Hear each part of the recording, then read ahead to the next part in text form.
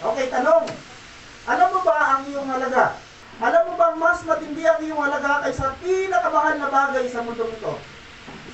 Alam mo ba kung sino talaga ang nagbigay ng tunay na halaga mo? Yan ang ating aalamin at yan ang mensahe ng Diyos sa araw na ito. It is about value.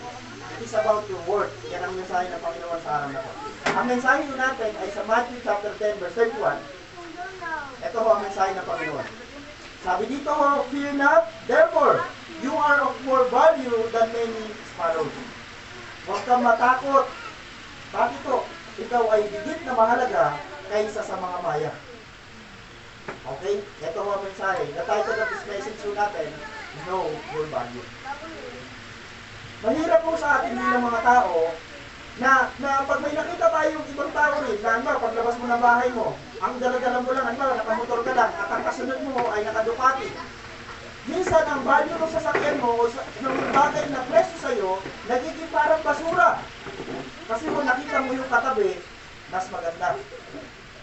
Minsan, nagkaroon ka ng sasakyan na kotse o van, o kung ano man na sasakyan mo, tapos biglang tumapat sa'yo yung sports car, yung sasakyan mo biglang parang naging ano. Wala na, parang nawala ng silbi, parang nawala ng presyo sa'yo. Mga kapatid, kailangan yung value mo. Know your value, hindi sa sinasabi ng tao, hindi sa sinasabi mo. Know your value to God. Ito yung ating mensahe ngayon. Kailangan malaman mo ang halaga mo, hindi dyan sa katabi mo, at hindi rin mismo sa sarili mo, kundi kailangan malaman mo ang value mo according sa Diyos mo. Bakit siya nakakalam ng value mo? Kasi siya yung gumawa sa'yo. Kailan nagiging maganda o nagiging mahal ang brand ng sasakyan? Kapag ang brand ng sasakyan o company ng sasakyan, kilala. Eh ang tanong, kilala ba yung Diyos na gumawa sa'yo? Mas mahal ka. Amen po ba? Okay, ikumpara ang Rusi sa sa Euro. Sino mas mahal? Euro. Ikumpara ang Euro sa Honda, mas mahal ang Honda. Pero kung ikukumpara ka sa mga yan, mas mahal ka. Kasi ang gumawa sa'yo, mahigit ka. Amen? Precious. Know your value to God. Yan ang mensahe natin. Okay. Kaya huwag kayong matakot, higit kayong mahalaga kaysa maraming maya. Ang tanong, may significance kaya yung sinasabi niya ng Panginoon? Ang kausap niya ni Jesus Christ ay mga disipulo niya. So ano nga ba, ano ho ang significance ng maya dito? Jesus mentioned the price of sparrow sold in the market sa account ni Luke. What is the price of 5 sparrows? 2 copper of coin. Sabi ni Jesus Christ. Yung tanong niya, sinasagot niya rin. Alam niyo yung sabi nito, yet God does not forget a single one of them. Alam niyo kahit ang maya po pala sa Bible, yan ang pinaka sa lahat ng mga nilikha, yan ho ang isa sa pinaka-simple at pinaka-cheaper pagdating mo sa bayaran. Kasi isipin mo, 2 maya o 5 maya, katumbas lang siya ng 2 penny. Pag pinag-aralan mo yung penny, tutumbas sa panahon natin sa peso, wala pa siyang piso. Centavos lang mo siya. Imagine mo, diyan kay tatapat ang Panginoon yan, ilalakad sa iyo at sinasabi ng Panginoon, ito yung maya, tingnan mo yung maya. Hindi gumamit si Lord ng napaka-yaman o napakamahal na bagay para isabi sa atin na mas higit ka pa dyan. Kasi ang ginamit ng Panginoon kabaliktaran, yung pinakamura, ang ginamit ng Panginoon dito, pero kahit yung pinakamura, yung parang pinaka-hindi espesyal, binibigyan ng Diyos ng pagmamahal. Ano ibig sabihin nun? Kahit yung pinaka-aba, yung nasa laylayan na, may pag-ibig ng Diyos na nilalagay doon. At ang sabi ng Panginoon, higit ka pa sa ganyan. Okay? While Jesus underscored the bird's significance, He emphasizes His disciples' great work. Okay, nagkakaroon ng comparison. Sabi ng Panginoon, ito yung maya. Yung maya, nakita niyo ba? Kahit yan ang pinakamaliit sa nilikha ng Diyos at yan ang pinakamura. Okay, ito na lang gamitin natin terminology. Hindi yan nakakalimutan ng Panginoon na pakainin. Kayo pa kaya na mga lingkod ng kanyang kaharian, na sabi ng Panginoon. So, mayroong comparison na nangyayari. If God looks out for the least and humblest of His creature so that no one of them falls to the ground without His consent, how much more vigilant when He tend to His kingdom servant? Kung yun hong sabi dito, ang ginamit bababa na nilikha, ay inaalala ng Panginoon, higit kayo sa mga bagay niya. Higit kayo sa sa maya na to. Yan ang sinasabi niya. Tinitingnan ng Diyos. Alam niyo sa totoo lang, araw-araw gumigising din ng mga ibon. At wala ka nakita ibon ni isa. May nakita ka na ba namamatay sa gutom? Naka-encounter ka na ba na malayang ibon na namatay sa gutom? Wala ka pang na-encounter. Maliban na ilagay mo siya sa iyong kulungan. Okay? Sabi dito, this lesson to greater reasoning was standard teaching tool among rabbis. Jesus used it again in Matthew chapter 12 verse 12 to show the value of humans over animals in God's sight. Yun. Ginamit pala ito ng Panginoon para magkaroon ng comparison kung gaano niya pinahahalagaan ng mga hayop at kung gaano niya rin pinahahalagahan yung mga tao. Parehong pinahahalagahan, pero sabi ng Biblia, mas higit ka sa maya. Kapatid, sa totoo lang po, kung tayo mo, halimbawa, ilalagay mo ang sarili mo sa Diyos, ano ba naiambag ng isang maya? Ano ba naiambag ng isang ibon sa Kanya? Diba wala po? Pero ganun din naman tayo sa Diyos. At totoo, wala tayong maiambag sa Diyos. Pero itinuring tayo ng Diyos na special. Itinuring tayo ng Diyos na napakahalaga. Yan, hindi na natin yan. Hindi ba ito pinagbibili sa halaga ng isang salapitang so at dalawang maya? Gayon man kahit isa sa kanila ay hindi nahuhulog sa lupa kung hindi kalooban ng inyong Ama. Yung buhok na natin binibilang ng Diyos eh. How much yung pangangailangan na meron ka? Alam ng Diyos ang pangangailangan mo dahil mas higit ka kaysa sa buhok. Amen. Yan ang tayo dyan. Higit kayong mahalaga kaysa maraming maya. Yan ang conclusion natin. Mahalaga ka sa Diyos, higit sa ano pa man. Mag-isip ka na ng lahat ng bagay, sabi ng Bible, ikaw ang pinakamahalaga sa lahat ng yan. Okay? Kaya sabi dito, know your value to God. Okay. How valuable are we to God? Yan ang ating sasagutin mo ng tatlong points natin. Diliin na natin sa araw na to kung gaano ba talaga tayo kahalaga sa Diyos. Sinabi lang ba niya sa atin na mahalaga kayo sa akin, hindi kayo mahalaga kayo sa maya, then sa anong paraan? Mga kapatid, sa inyo lang ito makikita, sa tao lang ito makikita. Number one, nasabi dito, number one, kaya ka napaka-valuable sa Diyos, He created us in His own image according to His own likeness. Yan ho ang pinakaisa sa significance ng tao. Tayo lang ho ang ginawa at nilikha ng Diyos na kalarawan niya. Alam niyo ba hindi kalarawan ng Diyos ang angel? Tao lang ho ang kanyang kalarawan at kawangis. So alamin natin yung word na kalarawan ng kawangis. Ano ba yung katumbas niyan? Kasi meron mo yung katumbas. Pagkatapos sinabi ng Diyos, ngayon likhain natin. Alam niyo, ang daming word yan, ang plural. Unahin nyo. Sa unang sentence, pagkatapos sinabi ng Diyos ngayon likhain natin, it means may kausap ang Diyos. Tandaan niyo yung unang sinabi ko, ang Diyos at ang anghel ay hindi magkawangis. Kaya hindi pwede sabihin ng Diyos sa anghel, dalangin natin ang tao. May kausap ang Diyos na kanyang kauri. May kausap ang Diyos na kanyang kapantay. Sino ito? Ito mo yung Trinity. Okay? Pagkatapos sinabi ng Diyos, ngayon likhain natin ang tao ayon sa ating larawan. Ating, it means dalawa o tatlo. Ayon sa ating wangis, sila ang mga mahala sa mga isda. Take note sa word na sila. Hindi sinabi na siya. Pag sinabi sila, it means dalawa. It means mas marami sa isa. Kasi bakit po? Hindi lang lumikha ang Diyos ng isang tao. Although kahit po na ang tao nanggaling lang talaga sa isa. Sila ang mga mahala sa mga isda, sa mga libon at sa ipapawid. At sa lahat ng hayop, maging maamo o mailap, malaki o maliit sila. Grabe o, mula sa nila, ginawa niya sila.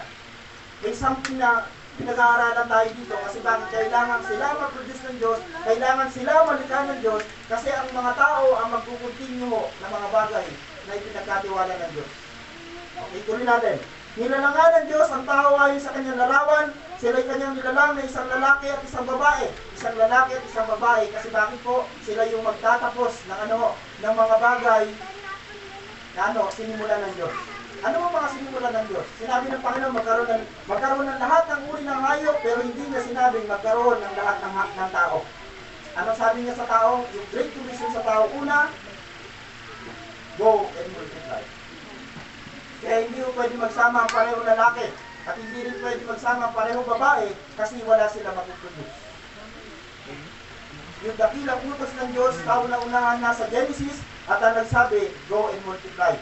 Tumayo kayo at magpakarami, punuin ninyo ang kalupaan, yun ho ang ginawa ng Diyos na utos sa tao, kaya ho lalaki at babae ang kanyang ginawa. Mga kapatid, ito yung sinisira ng kaaway, sinisira ngayon ng diablo, sinisira ang kaisipan ng mga tao. Tingnan niyo po, maraming mga tao ang corrupted na ang isip. Nalimutan na nila kung ano yung kanilang halaga sa Diyos, nalimutan na nila yung original na disenyo ng Diyos. At ang malungkot nito, naranasan mo ito ng mga Israelita. Pero huwag tayong mapayag na mga Kristiyano sa lugar na to na malimutan mo yung identity mo. Ikaw ay ano? Image and likeness of God. Pag lumalabas ka ba ng bahay, ano yung aura na pinapakita mo sa mga tao? Larawan at hawig pa rin ba ng Diyos? Sabi ko na, ganito na kalala ang sitwasyon ng sanlibutan. Hindi mo na ma-identify yung mga totoong pastor, mga totoong Kristiyano, pag nasaan sila, pagkasama nila yung ibang tao. Kailangan ganito pa rin tayo. Paglabas mo ng bahay, pag Sunday, Kristiyano ka, paglabas mo ng Monday hanggang Saturday, Kristiyano ka pa rin. Kasi ikaw yung representative ng Diyos, dala-dala mo yung larawan ng Diyos. Mahalaga ba sa Diyos yun? Mahalaga yun. Kasi yun ang pinaka-precious na larawan sa lahat. Mga kapatid, iba itong imahe na nilagay ng Diyos sa'yo. Napaka-precious nito. Sobrang mahal na yung halaga, wala akong natutumbas. Magkano kanina yung relo? 3 billion. Yung halaga mo, walang katumbas. Kasi yung imahe na meron dyan sa'yo, galing sa Diyos. Amen ba? Mahalaga doon natin yung imahe natin. He created us in His own image according to His likeness. Ano ibig sabihin yan? We are God's masterpiece. Alam niyo ba ang Diyos ay magpapalayo? Huwag na huwag kang aangal kung hinubog ka ng Diyos na ganyan lang ang height. Diyos ang gumawa sa iyo yan. Pwede ba magpasalamat ka? Amen ba tayo? Kasi bakit po? Siya magpapalayok. Sabi ng Bible, kaya bang umangal ng palayok sa magpapalayok? Sino ba yung gumagawa? Di ba yung magpapalayok? At wala ka nakita, nagsalita ang palayok at sinabi niya sa magpapalayok, ayusin mo naman ang ginagawa mo. Walang ganon sa literal. Kaya sabi doon ng Panginoon, hindi ka na maging masaya na yan ang ginawa ko sa iyo. May palayok na ginagawang saingan lang. May palayok naman na nilalagay sa pinakamagandang postura.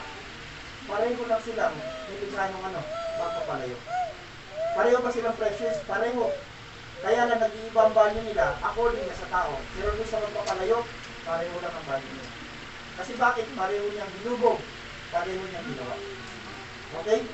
We are God's masterpiece. Sabi sa Psalms 139 verse 14, you are carefully and wonderfully made. Grabe. Ginawa ka ng Diyos na po. Talagang pambihira. Ano yung pag binasa niyo 139? Awit 139, doon yung malalaman na ang humuhumog mo sa womb. Ang baby hinumumog ng Diyos, sa womb pa lang, inaayos ka na ng Diyos. Hindi pala yung gawa ng magulang, hindi pala gawa yan ng mag-asawa, gawa pala yan ng Diyos. Kasi sa womb pa lang, pinakikialaman na ng Diyos. Ikaw. Kaya kung paano ka lumabas at ngayon ganyan na, yan ay gusto ng Diyos. Kaya ikaw ay carefully and wonderfully made. Mahalaga ka sa Diyos. Guwapo at maganda ka sa Diyos. Napaka-precious mo sa Diyos. Huwag mo nang pakialaman yung sinasabi ng iba sa'yo. Kasi sa mata ng Diyos, yan ang gusto niya makita sa'yo. Okay? Image of God can be seen as describing the ways in which man is different from all other created beings. Yung imahe ng Diyos sa'yo, kaya ka naging iba, dahil wala niya ng hayop. Amen po ba? Kaya napaka-special mo. Kasi yung imahe ng Diyos, ikaw lang ang binigay niyan. So ano ngayon ang ibig sabihin ng dinidescribe pag sinabi ng image of God? Sa image of God, it describe how humans resemble God in their ability to think. Tayo lang mo may kakaya na mag-isip.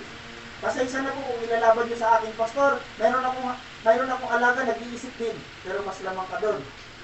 Tama ba? Okay? Tayo daw mo ay binigyan ng Diyos ng nakakaya na makapag-isip, kaya natin na makipag-ugnayan at matutunan ang tama sa mali. Ang problema sa tao ngayon, alam ang tama, pero gumagawa na ng mali. Sabi ko, grabe kami noon, nakurap talaga ho. Hanggang ngayon, marami pa rin yung ang nasa kulungan ng kasalanan ni Eva at Adan kasi ayaw pa rin nilang tanggapin si Jesus. Si Jesus lang ang tanging paraan para tayong mapalaya. Saan po? Sa kulungan ng kasalanan. At kahit nga tayo mga born again na, pasensya na po, nakakagawa pa rin ng kasalanan. Isipin mo, born again na. Andito na si Jesus Christ, andito na ang banal na Espiritu sa ating katauhan, pero nakakagawa pa rin tayo ng kasalanan. Bakit? Kasi may laman. Ayaw mo na bang gumawa talaga ng kasalanan? Hayag man ulihim, ayaw sa hindi. Kailangan mo ipag-pray, mawala ka na sa laman. Kaya lang habang nabubuhay ka sa sanlibutan ito, kailangan mo to, kasi ito yung nilikha ng Diyos na pang sanlibutan. Okay, kaya nga sabi ng Bible, tayo daw mo ay nilikha ng Diyos from glory to glory. Nire-refine tayo ng Diyos araw-araw. Pinapadaan tayo ng Diyos sa pagsubok, sa apoy ng pagsubok, para kung ano, lalo tayong humusay, lalo tayong bumuti. Kaya ang pagsubok, nakakabait dapat yan. Ang pagsubok, nakakalabas dapat yan ng mabubuting asal, hindi nakakasama ng asal. Kasi sa pagsubok, ang sinusukat yung karakter. Okay, tuloy natin. Sorry po. To think, to communicate, to understand right and wrong, to be creative. Isipin mo, tayo lang mo ang ginawa ng Diyos. Alam niyo, mga tao, at hindi na sa Diyos namamanga. Sino dito ho? Pagka nakakita ka ng mga scientists, ang mangha mo na hindi na sa Diyos, sa kanila na. Take note, kanino ba sila galing? Yung isipan ng mga scientists, galing sa Diyos yan. Ang Diyos ang nagbigay ng dulong sa mga scientists para maka-create sila. Kaya lang mga problema sa mga scientists, kiniklaim nila, galing sa kanila yon. At ito hindi galing sa kanila, galing sa Diyos. Kasi ang Diyos ang naglagay ng imahe niya, ng kanyang wangis sa tao, para ang tao ho matutong gumawa, maging creative. Isipin nyo, ang tao ngayon ho, kung gustong pumunta ng buwan, anytime, nakaka-back and forth na, nakakabalikan na. Ang hindi lang nila makuha ay kung ano yung formula kung paano hindi na mamamatay. Alam niyo bang pinag-aaralan ng mga tao yan? Hanggang sa kasalukuyan, wala pa rin nakakaalam kung paano ang isang tao hindi mamamatay. Dahil wala talaga ho matututo ng gano'n. Dahil ang tao ho, sinabi sa Biblia, may kamatayan para ho ang tao ho hanapin ng Diyos. Diyos na walang hanggan. Tuloy natin. To understand right and wrong, to be creative, and to experience relationship with God and with one another. Ito ho, binigyan tayo ng Diyos ng kakayanan makapagrelasyon sa iba. Binigyan tayo ng Diyos na magkaroon ng relasyon sa Diyos. Pero ang problema na naman, itong kakayanang makipagrelasyon sa iba, ginawa na naman ng tao ho sa kabulastugan. Alam niyo ba, ang sama-sama na ng sanlibutan dahil may mga tao sa sanlibutan ngayon, nakikipagrelasyon saan? Sa rice cooker. Nabalita yun, di ba? Nagpakasal sa rice cooker. Baka quote lang yun. Content. May kinabukasan, may nagpakasal naman kung saan? Camping. Parang nilaro-laro nila yung disenyo ng Diyos about sa relasyon. Alam niyo, may kumakalat ngayon mo na naturo ay hindi mo na kailangan magsimba, na hindi mo na kailangan dumalo sa gawain kasi ligtas ka na. Ano pa man ang gawin niyo. Huwag mo kayo maniwala doon. Amen o? Kung wala nang saysay, sabi ko sa inyo, someday wala nang simbahan, someday wala nang ang Biblia, kasi someday ho, talaga ho, makukongkar tayo ng ganong kaisipan, ng ganong kalakaran ng sanlibutan, matira matibay. Kung matibay mo ang pundasyon mo kay Jesus Christ, kasi siya lang naman ang pinaka-the best na pundasyon, hindi ka matitinag sa ganong uri mo ng kalakaran. Isipin nyo, sasabihin ng iba, kahit hindi na ako magsimba, maliligtas ako. Kahit hindi na ako makinig ng salita ng Diyos, ayos lang ako. Paano nangyari ayos ka? Yung ang lagi ka nagsisimba, yung ang lagi ka nagbabasa, hindi ka ayos. Tama mo ba? Pero ganun mo ang nangyayari ngayon. Pero hindi ho, dapat manindigan pa rin tayo, ang Biblia pa rin ho, at ang salita ng Diyos ang may authority sa lahat. Okay, tuloy natin, no? Namuwang pa lang yun. Medyo mahaba na, no? Okay, how valuable are we to God? Number 2, ito ang pangalawa. Napakahalaga mo sa Diyos, una dahil ikaw ay kalarawan ng Diyos. Pangalawa, napakahalaga mo sa Diyos dahil, ang sabi dito, because He paid the high price for you, for us. Binayaran ka ng Diyos sa isang napakalaking halaga. Sabi ko sa inyo kanina, magkano yung halaga kanina ng relo? 3 point something billion. He paid the price for us. Binayaran ka ng Diyos sa isang napakalaking halaga. Basahin muna natin yung English translation. Okay? For God bought you with a high price, so you must honor God with your body. Binili ka ng Diyos sa napakalaking halaga. Tingnan natin sa Tagalog. Dahil tinubos kayo ng Diyos sa napakalaking halaga, kaya gamitin ninyo ang inyong katawan sa parang kapupuri ng Diyos. Ang context po niyan, our body is the temple of God, Holy Spirit. Yan ang context po niyan. Ang sabi ng Biblia, yung katawan ninyo, binayaran niya ng Diyos sa napakalaking halaga. Ang tanong, gaano kamahal? Gaano kamahal ang binayad ng Diyos para humatubos tayo? Ito ang sagot. Efeso chapter 1 verse 7, Tinubos tayo ni Kristo sa pamamagitan ng kanyang dugo. Ano daw ang pinatubos? Dugo. Yung dugo ni Jesus, walang katumbas na halaga yun. Magpangalan ka na ng lahat ng uri ng alam mong mga amount. Pastor, billion kaya ang dugo ni Jesus, trillion kaya yan, sillion kaya yan. Wala akong ganun. Kasi ang dugo ni Jesus ay precious. Yan ang binayad sa iyo. Walang katumbas na halaga yan. Pero yan ang ginamit ng Diyos Ama para para matubos tayo. At pinatawad ang ating mga kasalanan. Ganoon kasagana ang kanyang kagandahang loob, ganoon ka-precious. Kaya kung itatanong mo, gaano ako kahalaga sa Diyos? Napakahalaga mo kasi binayaran ka niya sa isang halaga na hindi matutumbasan. Alam po ba, yung katabi mo, napaka-precious yan. Binayaran niya ng Diyos sa isang napakalaking halaga. At ang katumbas ng halaga na yun ay ang dugo ni Jesus. Sabi ko nun, grabe yung pagmamahal mo.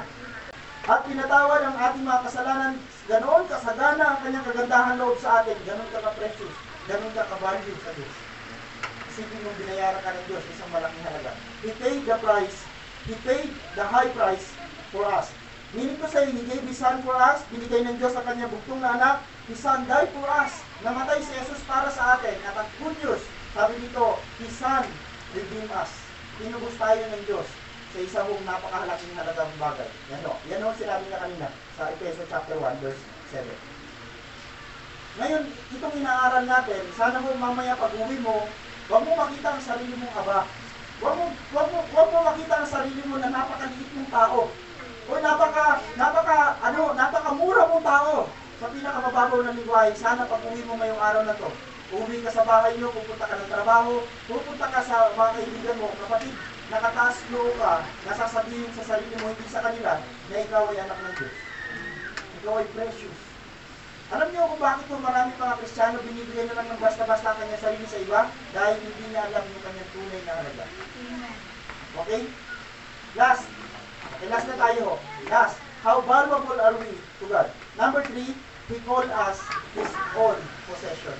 Isipin mong sinabi ng Diyos, ikaw ay akin. Eh syempre, bakit ka naging kayo sa Diyos? Binili ka niya. Sino dito ang gano'n? May binili kang isang bagay, tapos yung binili mo, hindi mo pag-aari. Paano nangyari yun? Ang Diyos, bago ka naging sa Kanya, binili ka niya. Ngayon, dahil sa Diyos ka na, huwag mo naman ibigay ang sarili mo kung kani-kanino. Amen. Dahil sa Diyos ka na, He called us His own possession. Okay? Unang Pedro chapter 2 verse 9, datapwat kayo isang laing hirang. Wow, una pa lang, word ng hinilang. Isang makahaling pagkakasardote, bansang banal, bayang pag-aari, sarili ng Diyos. Bayang pag-aari, sarili ng Diyos. Upang inyong ipahayag ang mga karangalan niyong tumawag sa inyo mula sa kadiliman hanggang sa kanyang kagilaw-gilalas na kaliwanagan. Alam niyo, yan ang nakalimutan ng mga Israelita. Ang mga Israelita, sabi ng Panginoon, kayo yung aking sila yung chosen people. Ang mga Israelita, pinili ng Diyos, tinawag ng Diyos, binipon ng Diyos sa lahat ng mga tao, at ang sabi ng Diyos, kayo sa akin. Masarap sa pakiramdam, napupunta ka sa isang lugar, tapos yung pinaka-guest speaker, yung pinaka-mataas doon, biglang tinuro ka, at ang sinabi sa'yo, akin ka. Ano ang pakiramdam pag tinuturi ka o inaari ka ng isang napakatanyag na tao, at sinasabi, ay, kasama ko yan. Akin yan. Di ba ang pakiramdam natin? Kapatid, Diyos ang pinag-uusapan natin. At ang sabi ng Diyos sa kanya na, sana mo ma-appreciate natin yung tawagin ka ng Diyos. Okay, akin ka. Okay? Okay, sabi dito He adopt us into His own family. Kasi isa sa word na ginamit yan, yung salitang adopt, inampon. Pero ang katumbas yan, ikaw ay tinanggap ng Diyos sa kanyang pamilya. Hindi naman tayo dapat tanggapin. Alam niyo, tanggap lang ng Diyos na pamilya, mga Israelita. Pero dahil sa tigas na gulo ng mga Israelita, isipin mo ang mga Pilipino na Kristiyano isama sa kanya. At ang sabi ng Biblia, He adopt us into His own family. Ngayon ay pamilya na tayo ng Diyos. Mga kapatid, tsagain mo lang yung buhay mo dito sa sanlibutan dahil hindi talaga dito ang totoo mong tirahan. Hindi dito ang totoo mong pamilya dahil ang totoo mong pamilya nakabang na sa langit. Andun yung tunay na pamilya natin. Wala sana mong mababawas. Amen o? Diba sarap sa pakiramdam, dito sa sanlibutan ang tawag natin sa ating simbahan, JCCF family. Pagdating sa langit, wala nang ganon. Pero tatawagin tayo ng Diyos ng pamilya niya. Ang sarap siguro, no? Anak ko yan. Diyos, nandito sa langit, papunta ka, dumating sa time, ginawa ka na ni Lord, at ang sabi ng Panginoon, habang papalapit ka, sabi niya sa angel, anak ko yan, ibigay mo yung anak ko. Okay? He adopt us into His own family. We can call Him our Father. Ito ang maganda sa atin. Dahil inadapt niya na tayo, tinagap tayo sa kanyang pamilya, ngayon mo, ang pinaka-precious na word na pwede natin sabihin sa Diyos, Ama. Ama. Di ba napakasarap? Sa totoo lang mo, hindi natin masyado ito ma-appreciate. Diyos ang nagtatawag sa iyong anak. Kaya nga tawag mo sa kanya pag nag-pray ka, Ama. We can call Him our Father because He called us His Son. Ganda. Okay, Efeso chapter 1 verse 5, pinili niya tayo upang maging anak niya sa pamamagitan ni Jesucristo ayon sa kanyang layunin at kalooban. Pinili niya tayo. Isipin mo, pinili ka ng Diyos at sinabi ng Diyos, anak kita. Kasi tinanggap mo yung anak ko. Tandaan nyo, isa lang ang anak ng Diyos at siya ay si Jesus. Pero nung tinanggap mo yung buktong na anak ni Jesus, sabi ng Diyos, Ama, anak na rin kita. Kanino tayo kumuha ng ating authority bilang anak ng Diyos sa pamamagitan ng pangalan ni Jesus na tinanggap natin, kaya tayo na-born again. Okay, paalala, napusin agad natin ito. Kapag hindi mo alam at nalalaman ang tunay na halaga mo sa Diyos, ito ang mga mangyayari. Kapag hindi mo alam at nalaman ang tunay na halaga sa Diyos, ito ang mga mangyayari. Number 1, madali kang manliliit sa sarili mo. Lagi na lang sa tuwing mong may harap ka daw, maraming mga tao, dahil libot mo na anak ka ng Diyos, manliliit ka. Ano bang naisipan nyo? Dumating yung isang mayaman na Kristiyano. Abang-abang ka, tingin mo sa sarili mo, kapatid, tatay mo. Magkapatid kayo.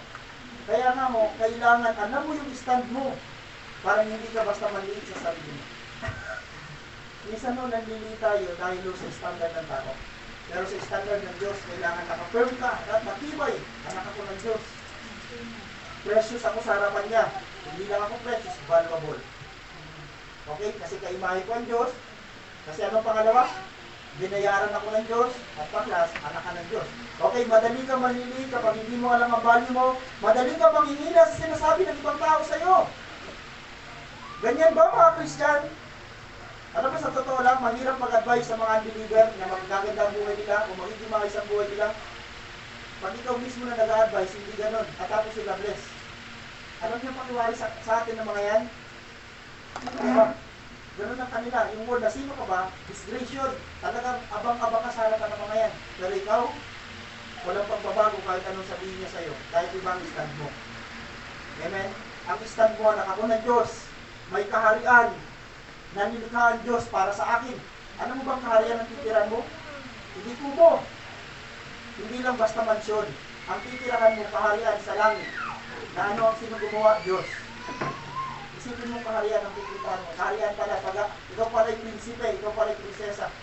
Yun mo ang turing sa atin pagdating natin someday sa langit. Okay? Madali kang madaya ng mundo at ng kaaway. Pag hindi mo alam ang iyong halaga sa Diyos, madali kang matinag. At ang pinakamalala, eto na huli ka tayo magtatapos, ang kaaway ng Diyos ang magsasabi sa iyong wala kang halaga. Pag hindi mo alam ang halaga mo, sasabihin sa iyo ng kaaway, sasabihin sa iyo ng demonyo, ng diablo, wala kang halaga. Doon sa nagkamali, dahil sinumali ka. Ngayong malinaw na sa iyo ngayon, uuwi ka mamaya, may stand ka na, uuwi ka mamaya, paayos ang kaisipan mo, dala-dala mo yung mensahe ng Panginoon, teka, napaka-precious ko pala sa Diyos, napaka-halaga ko pala sa Diyos, then hindi ka na basta mo manliliit sa sarili mo. Hindi ka na rin madadaya ng kahit kasino. In conclusion, sabi dito mo, the value God has placed on you is the value you should place on yourself. Kasi sabi niyan, unknown. Okay, balikan ko lang ha. The value that God has placed on you is the value you should place on yourself. Yung halaga na inilagay ng Diyos sa iyo, yung halaga na sinabi ng Diyos sa iyo, yung halaga na yun ang pagtingin sa iyo ng Diyos, dapat yun din ang halaga na itinuturing mo sa sarili mo. Yung halaga na sinabi sa iyo ng Diyos, dapat gamitin ang halaga na alam mo sa sarili mo. Amen po ba? Kung ano daw mo ang halaga na sinabi sa atin ng Diyos, ganun din dapat ang halaga na sinasabi mo sa sarili mo. Amen po ba? Sa Diyos ka pala. Sa Diyos ka pala. Kaya kahit saan ka mapunta, ikaw ay ligtas, ikaw ay secure dahil sa Diyos ka. Pag-aari ka pala ng Diyos. Ikaw pala ho ay presyo sa Diyos. Ikaw pala ay anak ng Diyos. Kaya wala kang dapat ipadapat. Kahit saan ka magpunta, siyempre dahil ikaw ay presyo, dahil ikaw ay napaka-valuable sa Diyos, hindi natin din na kapatid. In conclusion, napakahalaga natin sa Diyos sapagkat tayo ay kanyang kalarawan. Pangalawa, dahil tayo kanyang kauri, dahil sa panglas, at ang pinakamatindi, dahil tayo kanya. Sa Diyos po ang pinakamataas na papuri sa oras nito.